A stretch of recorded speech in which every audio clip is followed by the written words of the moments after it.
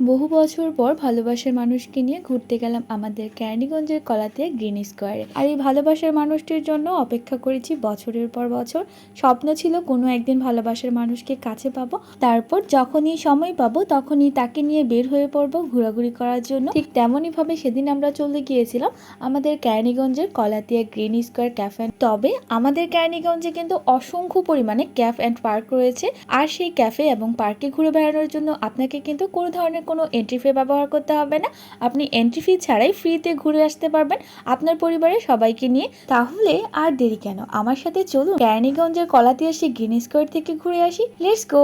Video শুরুতে বলেছিলাম না, আমি আমার ভালোবাসার মানুষকে নিয়ে ঘুরতে চলে এসেছি গ্রিন স্কোয়ারে। আর আমার সেই ভালোবাসার মানুষটা হচ্ছে আমার ছোট্ট রাজকন্যা, আমার আম্মাজান, আমার পুতুল সোনামণি, যাকে আমি আল্লাহর কাছ থেকে চেয়ে বহু বছর পরে পেয়েছি।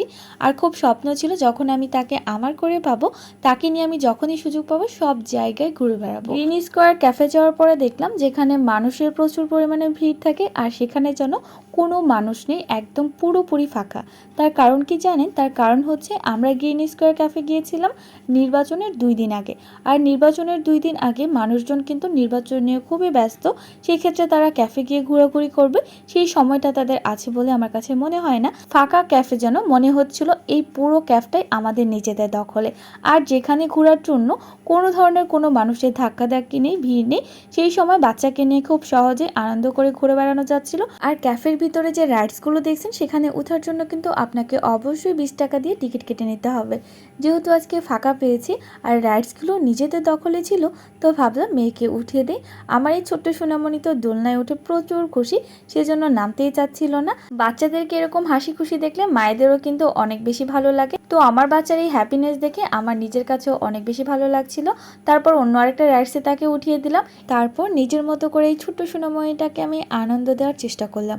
অন্যদিকে দেখেন বাচ্চারা যেন তাদের দখলে নিয়ে বসেছে, মনে হচ্ছে এই পুরো পার্কটাই যেন তাদের।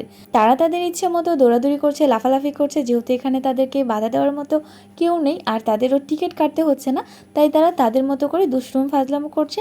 আর এই যে গ্রিন স্কোয়ার এইটুকু প্লেস যেখানে দাঁড়িয়ে মানুষ একটা করে হলো ফটো তোলে। গ্রিন স্কোয়ারের ভিতরে কিন্তু ফটো তোলার জন্য অনেক সুন্দর সুন্দর জায়গা রয়েছে।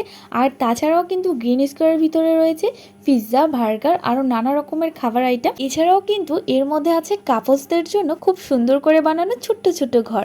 তাছাড়া যারা সিঙ্গেল আছেন তাদের জন্য কিন্তু সুন্দর করে টেবিল বসানো আছে, সেখানে আপনারাও আপনাদের ফ্রেন্ডদের নিয়ে চা, coffee, cold coffee, pizza, burger সবকিছুকে আড্ডা দিতে পারবেন খুবই আরাম। এত সুন্দর একটা প্লেসে ঘোরাঘুরি করতে পারলে কিন্তু সত্যি অনেক ভালো লাগে।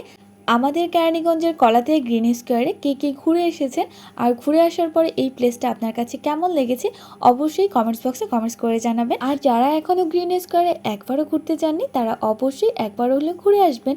তো আজকে এই পর্যন্তই, সবাই ভালো থাকবেন, আল্লাহ হাফেজ।